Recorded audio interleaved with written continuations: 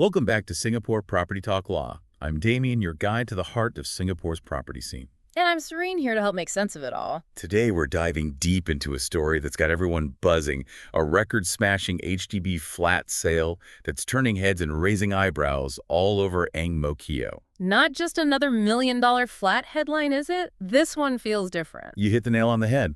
We've all seen million-dollar HDBs making news lately, but this Ang Mo Kio sale is pushing boundaries even within that trend. Yeah. Remember, in 2024 alone, over 1,000 HDB resale flats crossed the million-dollar mark, more than double the previous year. Right. This sale takes things to a whole new level. So let's get straight to the numbers then. We're talking about a 5-room DBSS flat at Park Central at AMK that just sold for a jaw-dropping $1.48 million. Wow. That's a new record for Ang Mo Kio, blowing past the previous high of $1.268 million set just this past February. Over $200,000 higher? Yeah. That's a massive jump. It begs the question, are we looking at an outlier, a passionate buyer, willing to pay anything for this specific flat? Or is this a signal of a broader shift in Ang Mo Kio's property landscape? What do you think? Well, let's consider the specifics of this flat. It's a spacious 119 square meter unit situated on a high floor with 85 years and 7 months remaining on the lease. Not brand new, but built in 2011. Okay. So still relatively young in HDB terms. What's really interesting is that it last changed hands back in 2018 for $850,000. So the seller is walking away with a cool $630,000 profit in just a few years. Now that's return on investment. It is. It's a stunning figure, but we have to acknowledge that this sale is happening within a larger context. We've seen some eye-popping HDB resale prices across Singapore lately. Right. Remember the 5-room unit at Sky Oasis at Dawson that went for $1.73 million earlier this year? That was the highest we saw in 2024. Exactly, and it highlights the upward pressure on prices, especially for larger flats in desirable locations. But let's bring it back to this Ang Mo Kio sale and zoom in on Park Central at AMK, where this record breaker is located. Yeah. It's a DBSS development completed back in 2011 with a total of 578 units spread across 4 30-story blocks. And a significant portion of those are 5-room flats, Yeah. right? So there's a good number of comparable units within this development. Over 400 to be precise. And here's where it gets really interesting. Of the last 11 5-room transactions in Park Central at AMK 10 have been over $1 million. Wow. This isn't just one isolated sale. We're seeing a clear trend within this particular development. So $1 million HDBs are becoming the norm in Park Central at AMK. It seems that way. But before everyone listening starts panicking, let's keep things in perspective. Remember, Minister for National Development Desmond Lee's statement that $1 million flats, while attention-grabbing, still make up a small percentage of overall HDB transactions. Only 0.5% for 4-room and smaller flats. That's a critical point. We don't want to create unnecessary anxiety. But even though these high-priced flats are a minority, their presence does have an undeniable impact on market dynamics. Let's delve into those factors driving these prices, especially in developments like Park Central at AMK in the next part of our deep dive. What do you say? Sounds like a plan. Stay with us, folks, because we're just getting started. We'll be right back after a short break. Right after the break. Welcome back to Singapore Property Talk Law.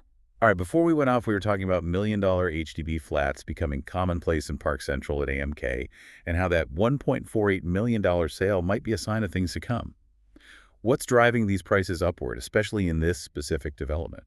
Well, you have to consider the broader context of Singapore's property market. The HDB resale segment in particular has been remarkably resilient. Even with some economic uncertainty and cooling measures, demand for resale flats, especially larger units in mature estates, is incredibly strong. You know, it's funny you mentioned that. I was just reading an article about how more than 1,000 HDB resale flats crossed the $1 million threshold in 2024. It's a staggering number, and it really highlights how the landscape is changing. It's a trend that's capturing everyone's attention, and what's fascinating is that it's not just confined to the usual suspects like Bishan and Queenstown.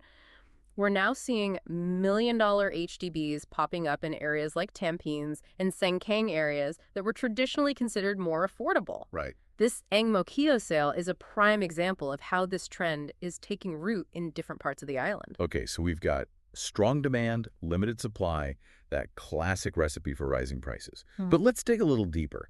What's fueling this seemingly insatiable appetite for HDB resale flats, particularly those commanding these record-breaking figures? There are a few factors at play. First, we've seen interest rates easing recently, which makes loans more accessible and gives buyers more purchasing power. For some, this could be the deciding factor in affording their dream flat. That makes sense. A lower interest rate can significantly impact affordability. Absolutely. Then there's the wait-out period that impacts private property owners who want to buy an HDB resale flat. They have to wait 15 months after selling their condo before they can enter the HDB market. Many of these buyers are now entering the HDB resale market with substantial capital from their private property sale, adding to the competition. So they're coming in with cash, ready to spend, which intensifies the already competitive market. It's no surprise that we're seeing these eye-watering prices. Exactly. And let's not forget the allure of larger flats. Many of these million-dollar HDBs are 5-room or executive units, offering space that rivals some private condominiums. These units often come with desirable features like balconies or are located in blocks with condo-like facilities. For families, this can be a very attractive proposition. The affordability of public housing combined with the space and amenities often associated with private properties. Speaking of amenities, let's zoom back in on Park Central at AMK. What makes this development stand out? Why are buyers willing to pay top dollar to live there? Location is a huge factor. Park Central at AMK is just a stone's throw from AMK Hub, a major shopping mall. It's directly connected to Ang Mo Kio MRT station and the bus interchange. You've got the Cheng market and food center nearby a supermarket and plenty of eateries. It's incredibly convenient for residents having all of that right at their doorstep. It sounds like a dream for anyone who prioritizes convenience. But even with all those perks, are those factors enough to justify that $1.48 million price tag? It's still a hefty sum. Remember, that specific unit was on a high floor and had a good remaining lease, which suggests a fantastic view. These factors can significantly boost a flat's value, and buyers are often willing to pay a premium for those sought-after features. Those extras can really add up, especially in a market as competitive as this. Yeah. So coming back to that question we posed earlier, do you think this Ang Mo Kio sale is a sign of a broader trend or just a one-off anomaly? While predicting the future of the property market is tricky, this sale definitely signals a potential shift in Ang Mo Kio's property landscape. The cluster of million-dollar transactions we've seen in Park Central at AMK, coupled with this record-breaking sale, could further bolster buyer confidence and drive prices upward. So potential ripple effect. That's got to have buyers and sellers in Ang Mo Kio on high alert. For those looking to buy in the area, is there reason to worry? Are they being priced out? It's something to be aware of, for sure. Buyers need to be realistic about their budgets and be prepared to face a competitive market. They shouldn't just focus on the headlines. Doing their research is critical. They need to understand the specific attributes of each flat and carefully consider what features they're willing to pay a premium for. Sound advice. Yeah. And on the flip side for sellers, this news must be music to their ears, right? It could be, but it's important for sellers to exercise caution as well. Don't overprice your flat based on a single record-breaking sale. Remember, those are outliers. Work with a reputable agent, understand the true market value of your property, and price it accordingly. It's all about making informed decisions, whether buying or selling. But let's zoom out a bit. We've talked about this potential ripple effect in Ang Mo Kio, but what about the bigger picture?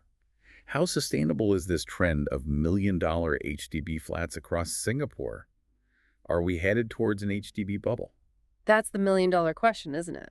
It's a complex issue with no easy answers. While we've seen a steady increase in million-dollar HDB transactions, it's still a small portion of the overall market.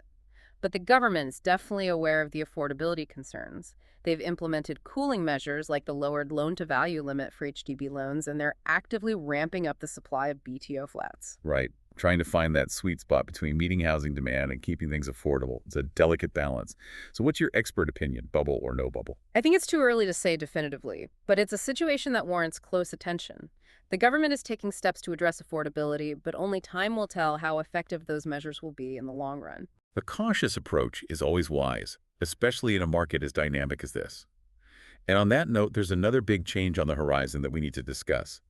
The new BTO classification system and the introduction of plus and prime flats. How do you think this will affect the HDB resale market, especially those million-dollar flats we've been focusing on? That's an excellent question, and one that deserves its own deep dive. Well, unfortunately, we're out of time for today. But fear not, because we'll be back next week to tackle that very topic in the final part of our deep dive. We'll explore how these plus and prime flats might impact affordability resale values and the overall dynamics of the HDB market. We'll also look at some upcoming BTO launches and offer insights for both buyers and sellers navigating these new changes. Be sure to join us. Until next time, happy property hunting. Welcome back to Singapore Property Talk Law. We're wrapping up our deep dive into Singapore's HDB market with a special focus on that record-breaking $1.48 million flat sale in Ang Mo Kio and what it signals about the broader market. We've covered a lot of ground, from dissecting the factors driving those eye-catching million-dollar HDB transactions to exploring the potential ripple effects of this Ang Mo Kio sale. Absolutely. But there's one more piece of the puzzle we need to examine, and it's a big one. We touched on it briefly last time, the new BTO classification system and the introduction of plus and prime flats. This has the potential to shake things up. It's definitely a game changer. These new classifications are something that anyone even thinking about buying an HDB needs to understand. For those listeners who might not be familiar with these terms, let's start with the basics. What exactly are plus and prime flats, and what sets them apart from the standard BTO flats we're all used to? Think of plus and prime flats as HDB's response to the growing demand for public housing in prime central locations, often close to MRT stations or key amenities. Okay. They're designed to offer a more central living experience within the public housing framework. Okay, so prime location sounds appealing. But I'm guessing there's a trade-off. What are the catches? You're right, there are some key differences. The most significant is the longer minimum occupation period, or MOP. For plus and prime flats, it's 10 years, double the 5-year MOP for standard BTO flats. That's a significant commitment. Wow, so owners have to hold onto these flats for twice as long before they can sell. That's a big consideration. It is.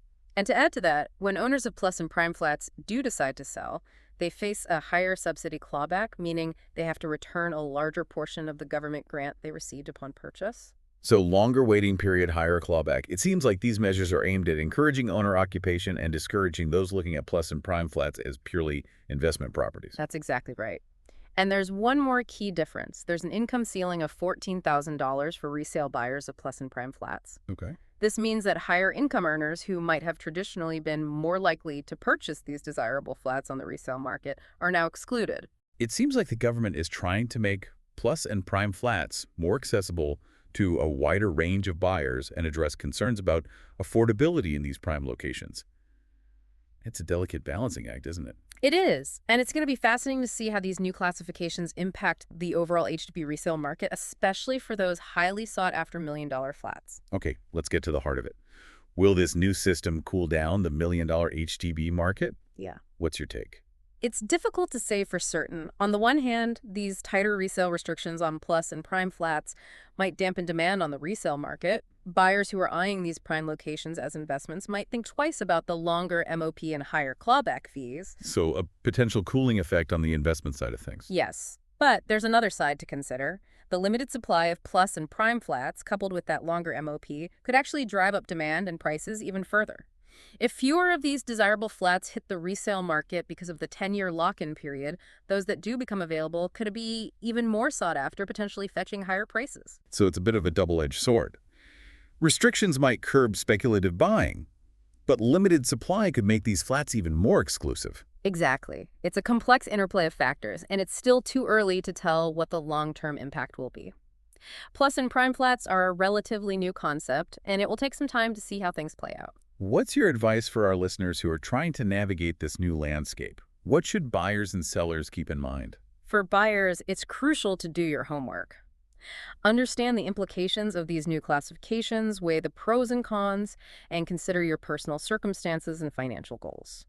If you're looking for a quick flip, a plus or prime flat probably isn't the right choice. But if you're looking for a long-term home in a prime location and you qualify for these schemes, it could be a fantastic option. So think long-term, consider your goals, and don't jump into anything without fully understanding the implications. Yeah. What about sellers? What's your advice for them? Sellers of existing flats in prime locations might benefit from increased demand as fewer comparable plus and prime flats hit the resale market. But it's important not to get carried away by the hype. Price realistically, consider your flat's unique features, and don't overestimate the impact of these new classifications. It all comes back to being informed, doing your research, and making smart strategic decisions that align with your individual needs and goals. Couldn't agree more. Well, that brings our deep dive into Singapore's HDB market to a close. We've explored record-breaking sales, analyzed market trends, and unpacked the implications of the new BTO classification system. It's been quite a journey. That certainly has.